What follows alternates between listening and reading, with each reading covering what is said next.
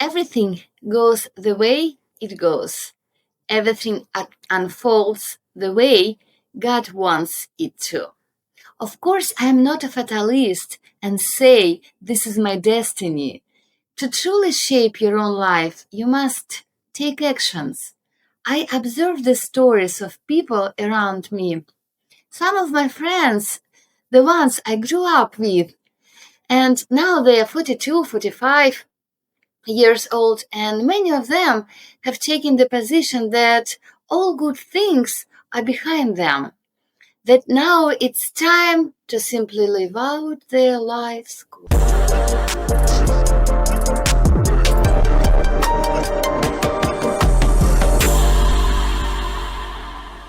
But my closest friend, who is now 62, has taken the opposite view. She believes that the most interesting part is ahead. It's just the beginning. Age is a number, just a number in your passport. Your sense of life depends greatly on the people around you. Fortunately, I have my own head on my shoulders, and I'm no longer influenced by the good intentions of others. I build my life myself. I decide which people stay in it and which must go. I decide that old patterns and script no longer control my reality. Everything that has outlived its purpose is gone. Period. I move forward toward my happiness. I am happy that I live, that I breathe, that I truly enjoy being with myself, seeing the world with wide, open eyes. And perhaps that's why, quite by chance, my son and I found ourselves on one of the most extraordinary journeys I have ever taken. Colombia, Peru, Bolivia, and Panama. Together, we went through a deep process of self-discovery and opened new sensations that were once beyond our reach. Once you are awakened, you don't want to fall asleep again. My son absolutely loved Bogota. He was enchanted by its vibrant street art, where every building facade tells a story filled with meaning and emotion. We wandered through narrow streets painted with colors of rebellion and hope, listening to the rhythm of the city. He was amazed by the breathtaking view from Montserrat Mountain. Montserrat Mountain rises high above Bogota, standing at over 10,000 feet above the sea level. At the top, there is a white church, El Santuario de Montserrat, built in the 17th century. Pilgrims still climb the steep stone path, some barefoot, whispering prayers with every step. Others take the funicular or the cable car, gliding slowly above the emerald hills that surround the capital. Locals say that Montserrat isn't just a place of pilgrimage, it's a place of reflection. Many come to let go of something: pain, fear, regret. Others come to begin anew. Standing there, it's easy to understand why. The mountain holds silence in a way few places do, a silence that doesn't feel empty, but full of presence. When I stood there with my son, we didn't speak for a while. The view, the wind, the stillness, they said everything. It felt like standing between earth and heaven, between what was and what could be. Поехали! Ven con nosotros al caminar, Santa María, ven. We absolutely love the vibe of the central square. I have never seen so many pigeons, too many of them, and they are everywhere. The story was so alive and we could not stop laughing. The pigeons, the noise, the sunlight, it all felt like a reminder that joy doesn't need to be planned or perfect. I realized that people who try to schedule their joy often end up living an artificial life filled with borrowed emotions. They can't even imagine what real happiness feels like, the kind that comes untouched, like sunlight breaking through the clouds. We were playing with pigeons, and I was like a child, smiled without a reason, without fear, simply because life was happening right there.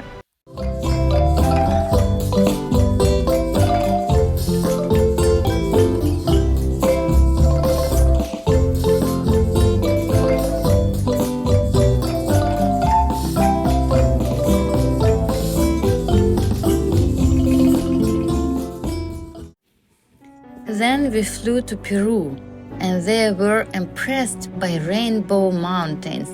In order to get on top of the mountains, which are located at 5,000 meters above the sea level, we hired horses. For my son, it was a first and unique experience. And all the way he was frightened, he was scared that the horse would fall down from the mountain.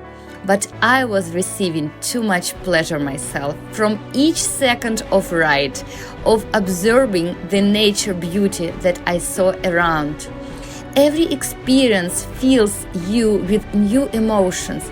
A person comes face to face with their own shadows, thinking about what was left in the past, asking, what if? They replay scenes in their mind, regrets, feel sadness. And here lies the paradox. If a person is not in the right place, things will only get worse. There is nothing more painful than realizing that you are living someone else's life and feeling powerless to change it. With those thoughts, I began slowly saying goodbye to my old life, the life that had held me hostage for so many years. Then, of course, we came to Machu Picchu, the sacred site of the Incas, where heaven, earth, and the spirits of ancestors unite, built without a single nail, each stone perfectly fitted to the next. The place vibrates with mystical energy.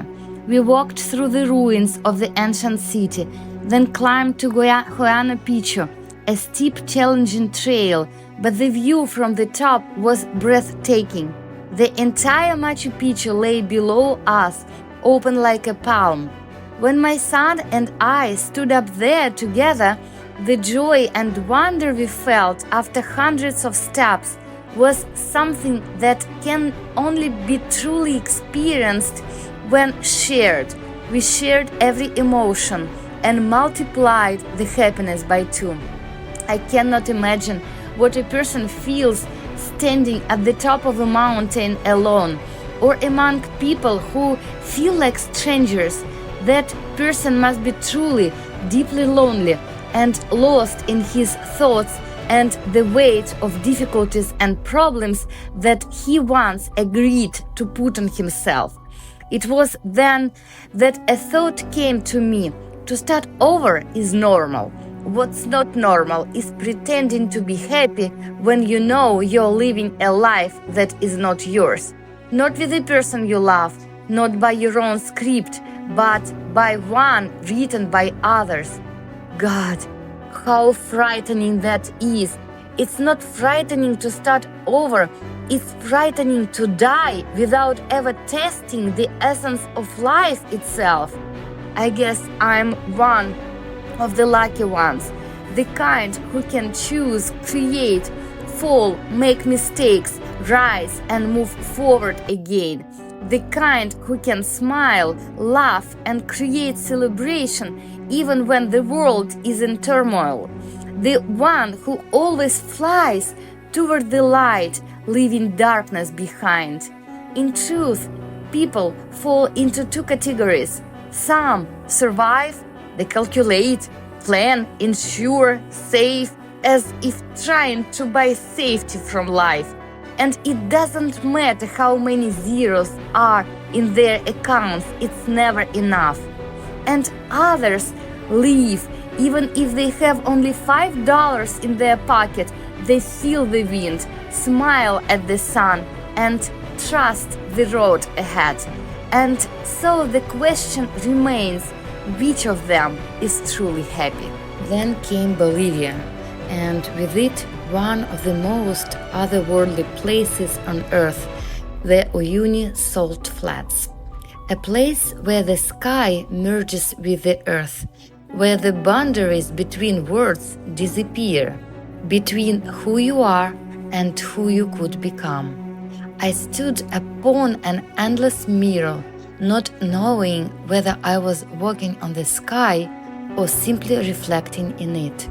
Here it's impossible to hide from yourself. Every shadow, every thought, every fragment of your being reflects right back to you. Uyuni seems to whisper, are you truly living or merely walking? The silence there doesn't frighten, it purifies. You begin to hear the breath of the universe and your own heart beating in unison with it. On the Salt Flats, time dissolves and the soul remembers that its true home is light. And when I wandered across the plateau, the wind playing with my hair, I felt completely free. Every breath was filled with meaning, every movement conscious and alive. I realized that the fears which once held me captive had dissolved, and in their place arose the courage to be myself. Now I choose light over darkness, truth over illusion, life over mere survival.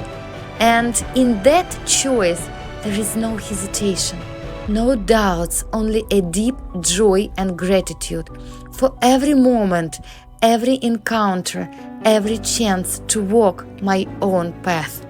We often fear to see the truth about ourselves. We cling to the old, but it's only through letting go that the real is born, pure, radiant, filled with energy and freedom. We cling so desperately to what once was, even when it's slowly breaking us, forgetting that the most precious gift we have is time. And time is slipping away, silently, moment by moment. The year of 2025 is the closing year of a great cycle, the end of 9 long and difficult years. It's the time when old stories die, when people who no longer bring light quietly leave your life, and when you yourself remove all that keeps you stagnant or worse, pulls you down.